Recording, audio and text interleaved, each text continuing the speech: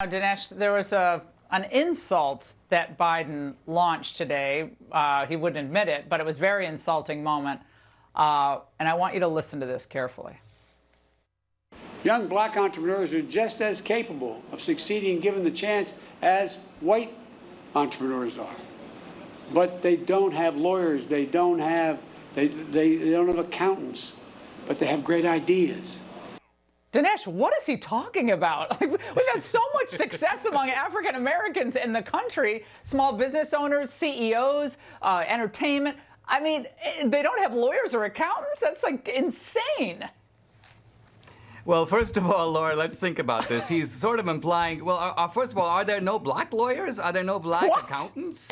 Does he assume that white entrepreneurs get lawyers because white lawyers come up to them and say, hey, listen, you're white, I'm going to work for you for free?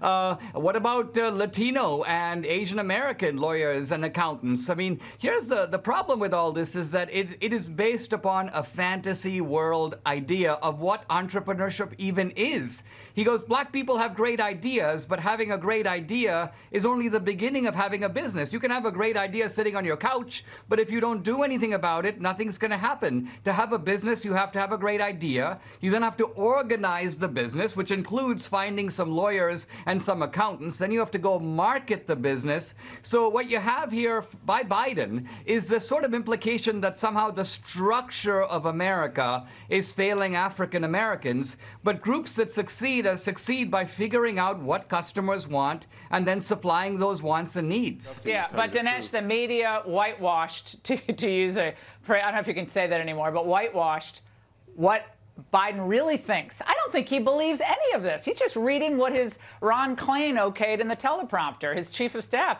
Do you think Biden thinks that America's an awful, rotten, racist country? I actually don't think he thinks that.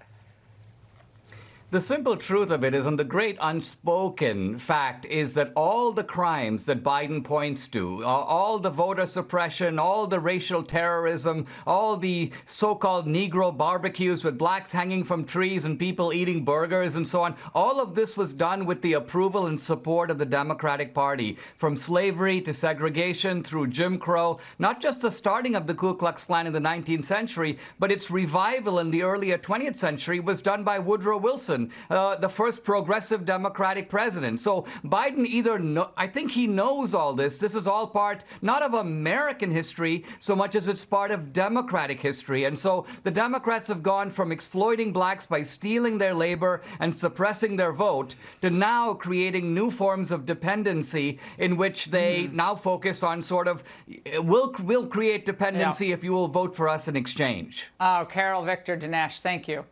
And it's a sign.